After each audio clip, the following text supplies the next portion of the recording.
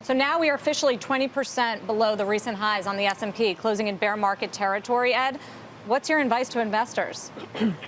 Well, I think between now and year end, there isn't much left here. We're probably going to continue to see this downward pressure. There is a lot of year-end selling going on.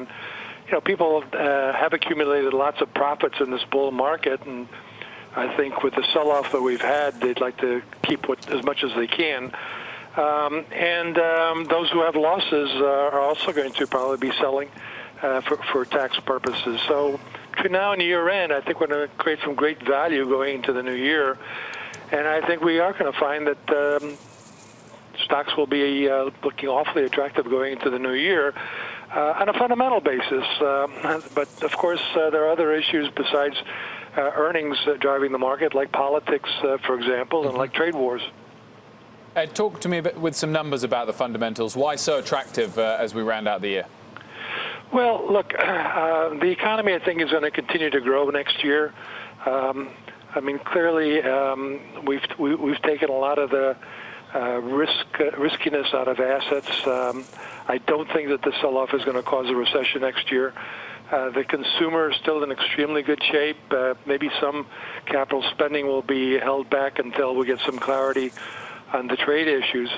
But I think just on a fundamental basis, earnings will be growing something like 5% next year. I know there's some talk now with the market down that the market's discounting no growth or negative growth in earnings.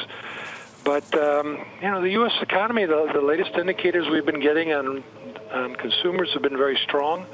The global economy is slowing for sure, but the Chinese are talking about a major fiscal stimulus package. They always seem to do that when their economy slows, and it always seems to work. And yes, Europe has some issues, but it's still an economy that I think is going to eke out some growth. But what about the valuations, Ed, and U.S.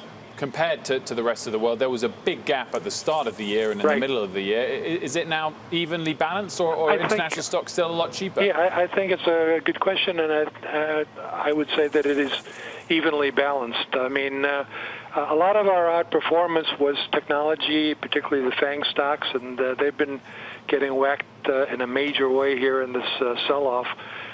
So we're now looking at 14 and a half forward PE, which in my mind is actually slightly below fair value. With some earnings growth, I think the market will recover next year. Not to say it's not going to have some challenges, clearly, with the political chaos in the U.S. and with the trade war issues between us and China. So, Ed, it's Stephanie Link. How are you? Stephanie, good, thank you. So I'm kind of curious, just the bond market. Obviously, the yield curve's been flattening. We had parts of the yield curve actually invert.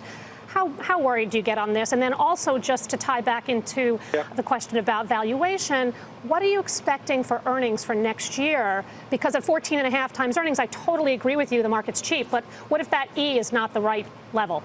Well, if the E is flat, I think you still get a market that can go up some with the valuation maybe going a bit higher. But with a 5% earnings growth, maybe that's the problem. Maybe it's just not juicy enough for investors, especially compared to what we just had this year, which is about 24%. The question about the bond market is a very important one, because the bond market, I coined the phrase bond vigilantes way back in the early 80s.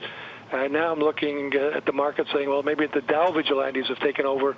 The bond market seems to be kind of saying, all right, if the bond vigilantes are going to protest what we're seeing out of Washington, then maybe the bond vigilantes don't have to do very much. I think the bond market's telling us there's actually a chance that here we are talking about the Fed maybe raising interest rates 2 times next year. Given what's going on in the stock market, we have to consider the possibility that the Fed might actually be forced to lower interest rates going into the new year.